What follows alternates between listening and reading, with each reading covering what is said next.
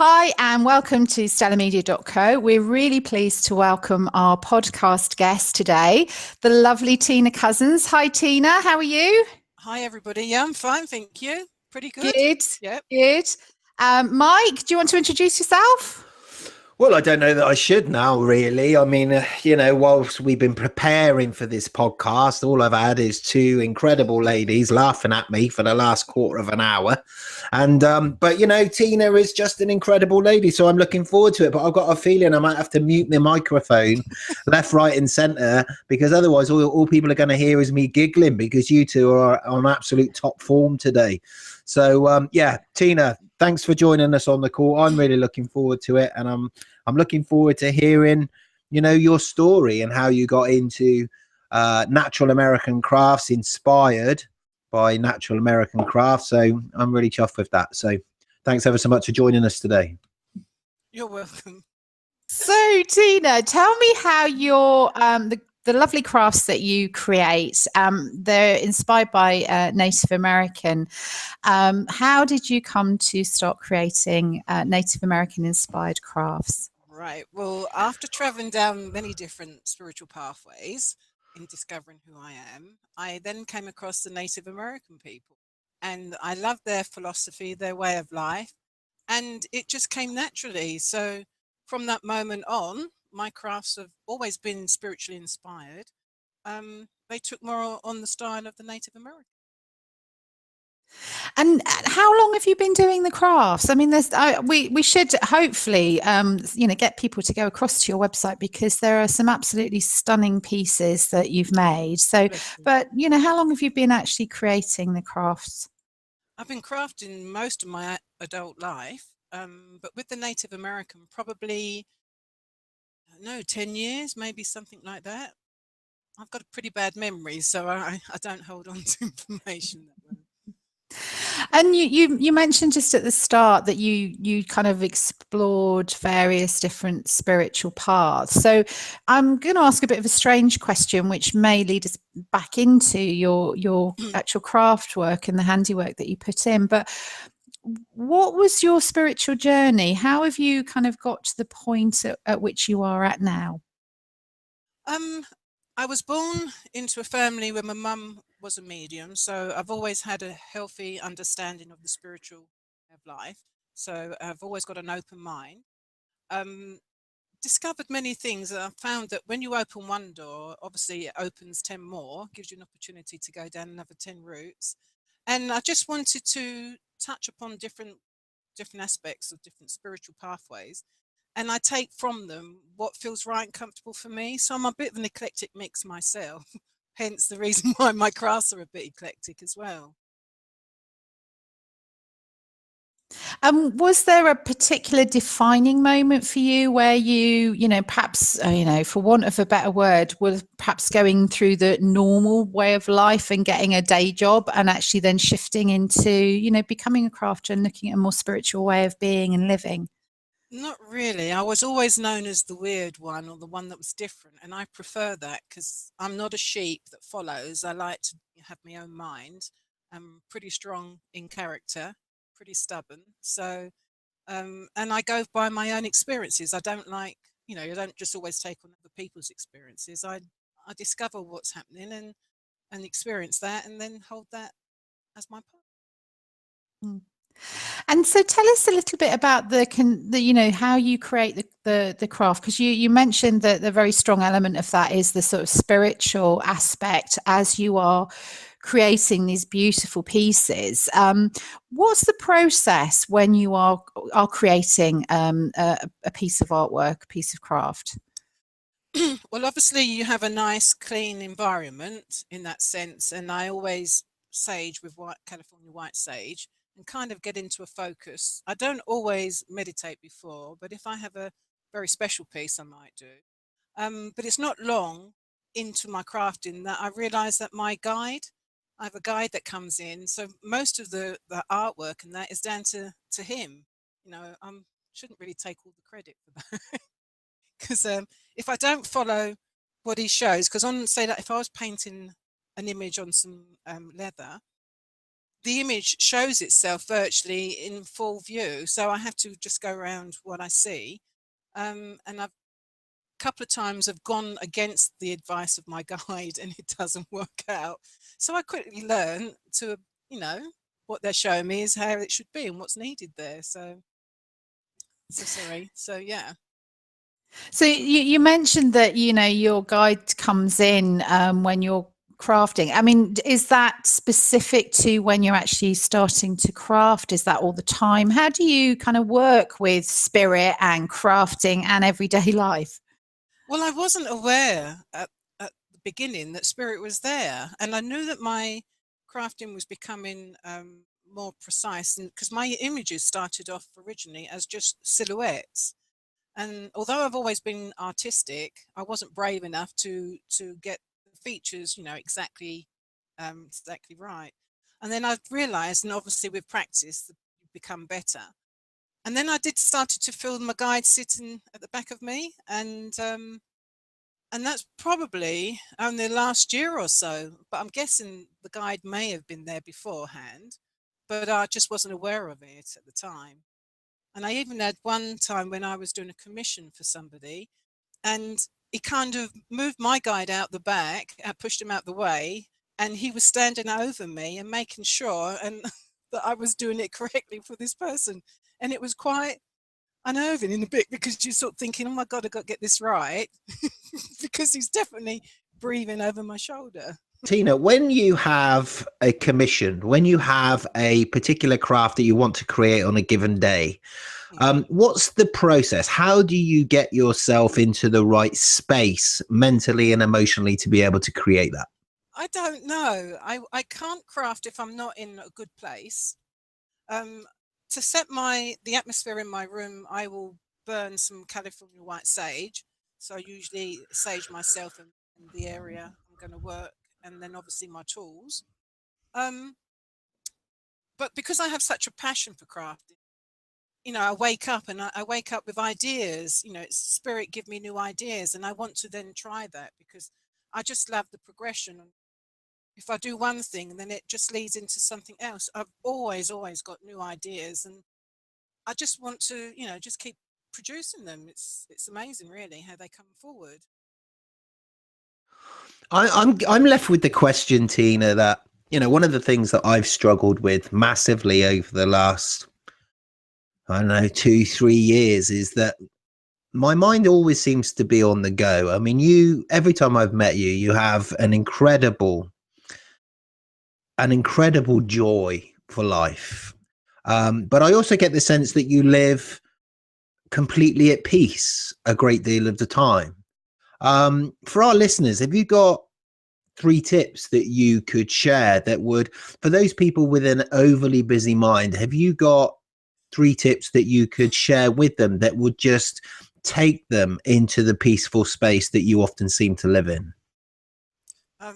It's not always peaceful. For a start, the best thing I find is to go for a walk in nature. That's got to be the most profound place and way of calming down, releasing any negativity. It just comforts you so much. It's so nurturing. And I suppose the obvious, I like the California white sage. That really does level. And obviously, if you put nice music on it, all the classical, the classic thing people say. I don't know. All I can say is when I start crafting, I come into my own bubble, and I'm so focused on it that I just forget everything else. I'm in my own little world. I was going to ask you, Teena, about the materials that you use and, how you use them. I know we've obviously met before and known each other a while. And I remember having a conversation with you at a show where, you were talking about the importance of the energy that you're putting into the pieces and enabling them to come into their own. So can you just tell us a little bit about, how you choose the materials, the things that you use to create the crafts that you do, and how that sort of more spiritual energy is transmitted or transferred in a way? Right. Well, I like to use natural and go questing myself for a lot of things. Like, for instance, I love to go onto the beaches in Wales to collect the wood for the handles of the beaters and the rattle.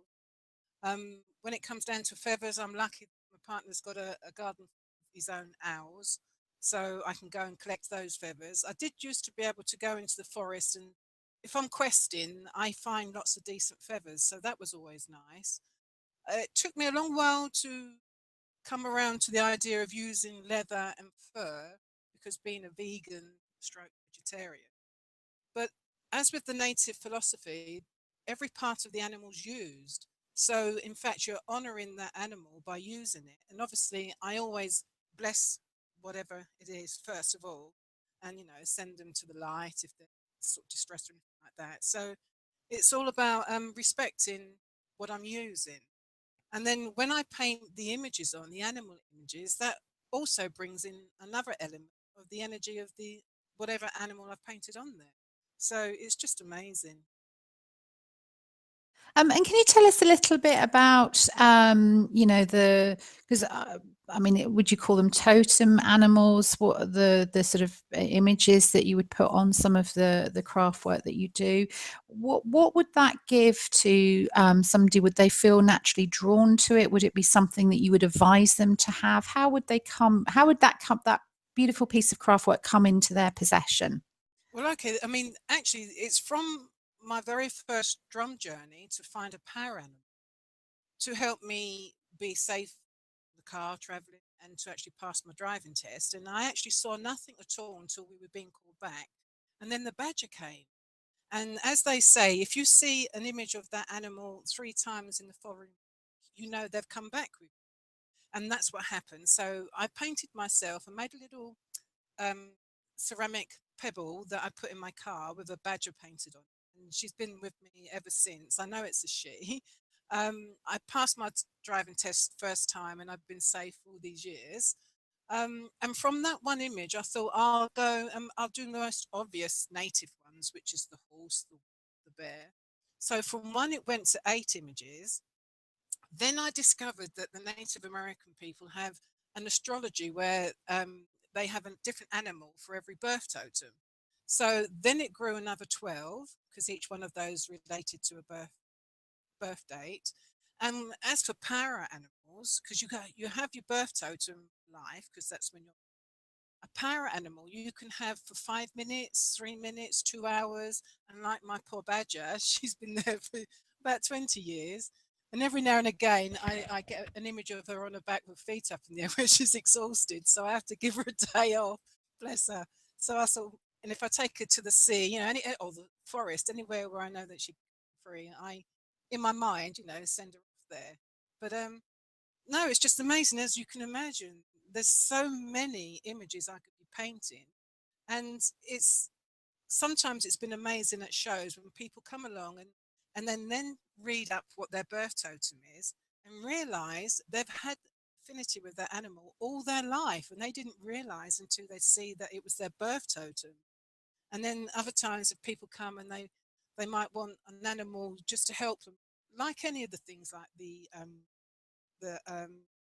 rune stones and things like that, just by having it, or the symbol of the by having that, it just makes people feel more comforted and supported. And it's just as simple as that, really.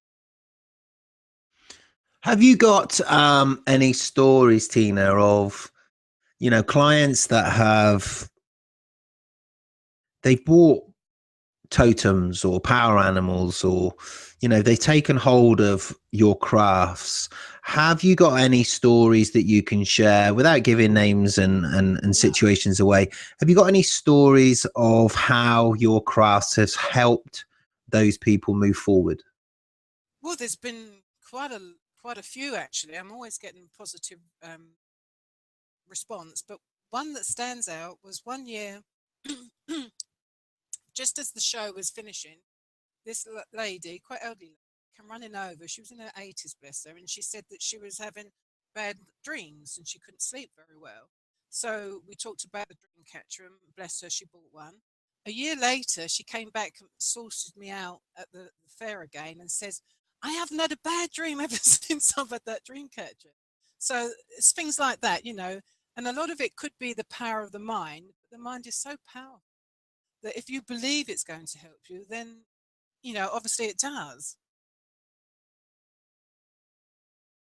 And how, I mean, would you say that people that come to your crafts are from a specific walk of life? Are they primarily mind, body, spirit focused people, or just anybody from any walk of life? Yeah, obviously majority would be like-minded, but then you get the other people that come along and they might see something, and it's like the little acorn. It sort of plants a little seed there, and they go away and they're really amazed, especially if it's they realize that their birthday maybe is the wolf, and they realize that they've always had a longing and love for the wolf. So it's that kind of thing. Yeah. So it's primarily it is people from the same way, in the same way. But other than that, because I try and do quite a vast array of different things that the word is, be interesting to other people that they can use in everyday life in that sense. Yeah, I was going to ask that because I know, I've seen your stall and it is absolutely stunning. So can you just take us through the different crafts that you actually hold, and what you create? Okay. Well, there's the dream catchers, first of all, first and foremost. Then you've got the shamanic rattle, which I like painting images on.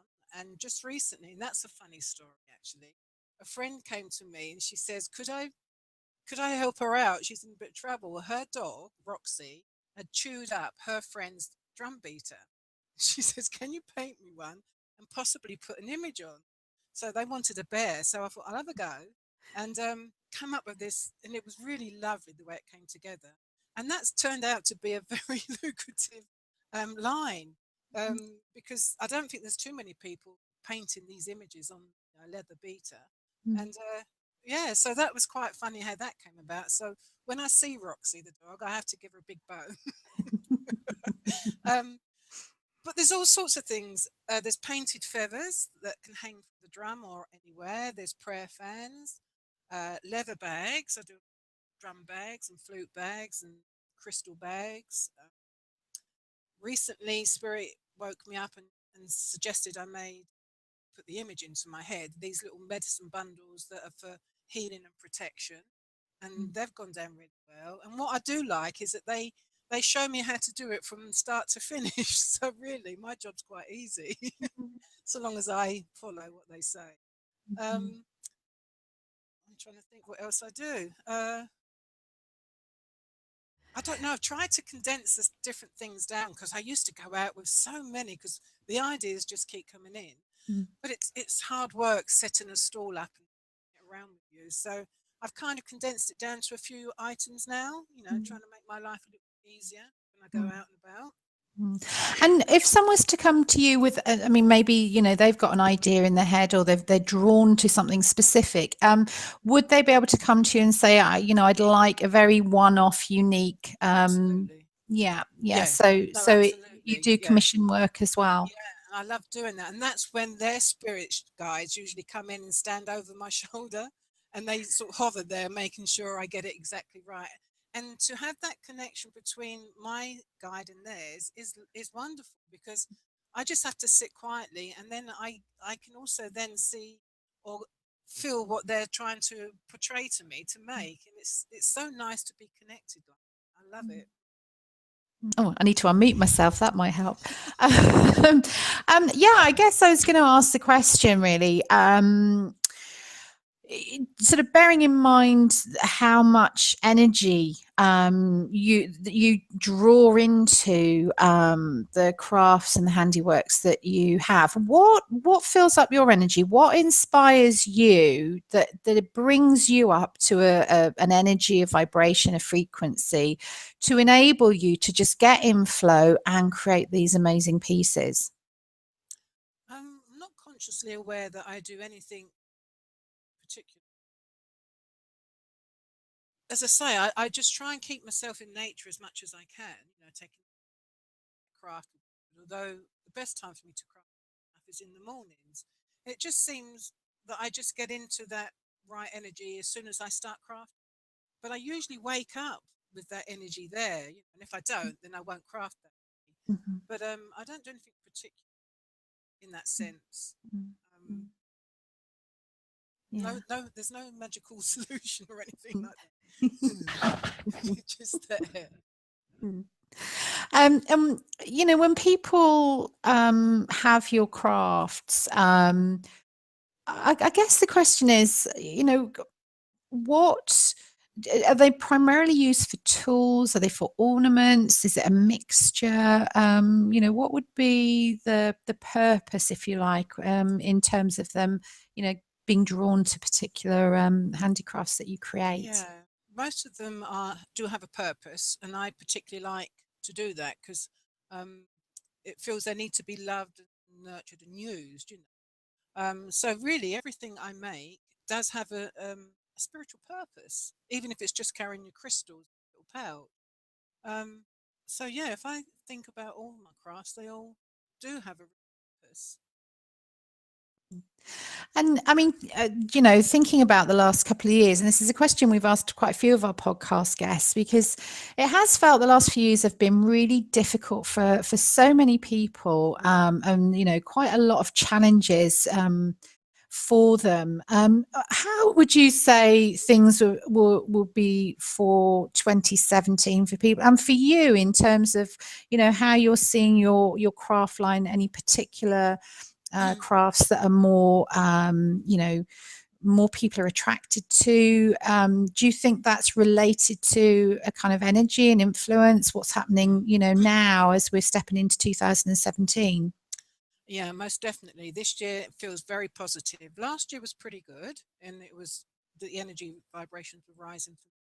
But this year in particular, and I seem to have done my apprenticeship of finding all the dodgy fairs where you go along, and people might like your items, but they don't buy, and you sort of think, why am I doing this? But I now seem to have found my niche out there, and I've actually got people that seriously follow me from fair to fair because they like my crafts. And at one fair last year, one person says, "Oh, did you make this for this lady?" And I said, "Yeah." He said, "Well, I thought I recognized the style." So, it's quite a nice feeling. Um, yeah. And so is there anything specific, coming into 2017 that you're feeling more drawn to in terms of creating? I have a couple of items that, funny enough, one lady I did a commission for, she woke up one morning, was given some from her guide to give to me. So she was all excited to give it to me. I couldn't quite make it work because the leather was too thick. So I said to her, "Can you ask your guide what I can do?" So she said she'd have an idea. She'd go and ask him. But funny enough, about 3 weeks later, my guide had given me how to make it. I woke up with the actual idea of how to do it. So that's one project I still want to fulfill. Mm. I'm really having fun with these drum beaters at the moment. I can't make it, as fast as I make them on Facebook, they've found a new home, which is lovely. Yeah. Um, and I've had to go crazy because I'm out this weekend. Yeah, so I'm trying to. I like to have a range of as many animals as I can, because taste. Um, so really, they've got a couple of lines in mind that I want to fulfill for this year. Mm. Yeah. And I mean, I kind of guess a strange question really, but have you, when you're at your store and you've got all these beautiful things out on display and you've got somebody, coming to have a look and, maybe looking and perhaps indecisive about what they know they want something, but they're not quite sure what it is. Is it? Would you step back and just think, well, that's for them to make a choice, or do you have, do your guides come in? Are you kind of drawn to assisting them to find the right piece for them? How does the process work? It kind of works in all manners. I mean, I tend to sit back a bit. I'm not a pushy seller, so I like to hide behind my stall. And then you'll realize someone is maybe looking for an animal with the pebbles, crystal. And I go and explain to them that some are birth dates and some are pebbles, and then you get into a conversation. Sometimes I could be talking to somebody for quite a while and I get told off because I'm not paying attention to my stall.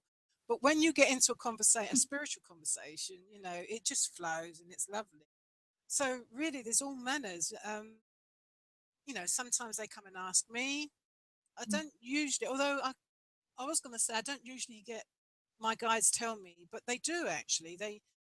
I kind of get a sense that I think they might like this, so I might just go around the side and, you know, place it. And I tend to just to try and do it discreetly because I'm not a hard seller. They, you know, my crafts sell themselves, and I would never force anything onto anyone. So it's just about being aware, and it's different every time. It really is different. Yeah, yeah. I've got a question for you, Teena. I'm thinking right now, I mean, we were talking to a lady on a podcast the other day as to her process for writing. And I got the sense is that as we were talking to her, she had the ability to help other would-be writers get involved in writing their first book. I'm aware that, you know, your craft is inspired by natural American craft. If you were to speak to a more general group of people, people that were creative, whether it be through poetry, through writing, through creating crafts, through painting pictures, to writing music, to building models, to doing whatever it is that a person feels that they ought to do, but they're struggling with confidence to get started. Is there anything that you can say that would help people just take that first step forward? God, that's a big question. um, I don't know. I always just say to people, if they feel they want to try something, go ahead and try it. And you'd be amazed at the different combinations that people, for instance, if you do a dream catcher workshop, the different varieties that people, you know, forward and the way that they make their dream catcher. It's just amazing. But you just have to start. You know, just take your time out for one day, one afternoon or something. And just start. It all starts to flow once you start getting into it. Okay. So we, you know, already we're almost at the end of today's podcast. But Teena, I'm aware you do go to a lot of different events around the country. Do you want to just give us a rundown of you know, where you're going to be over the next couple of weeks? So if anybody wants to come and have a look or make contact with you, where will they find you? Well, the first one is this weekend coming up, which is the 4th and 5th, and that's down the lighthouse. And then I'm going over to Pontins. I've real yearning to be by the sea, so I tend to try and find all the fairs that are by the sea, so that I can have a couple of crafty days there. And then I'm at a Pontins in Lowestoft. That's down in March.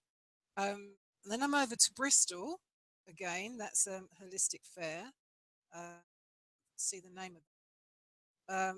And then there's a mind, body, and spirit fair, which I couldn't tell you where that one is because I don't know yet.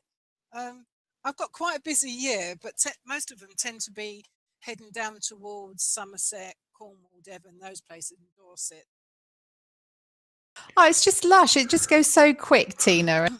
Okay, so thank you so much, Teena. That's just been such a lush podcast with you, and just discovering, you know, you know, how you bring these beautiful handicrafts into being. So thank you so much. Any last thoughts, Mike? What can I say? I mean, Teena's become a very dear friend of ours. She's become a very dear friend of mine, and I always look forward to having an hour with her on the phone or a Google Hangout or whatever. I think the last conversation we had was a couple of hours. I don't know that I did a lot of the talking, in fairness. No, I'm joking, Teena. But you know, Teena, it's always an absolute pleasure, and I love every minute I get to spend with you. I'm really looking forward to seeing you at the next show. I'm hoping that will be at the West Wales show, Rosemary Griffith's show.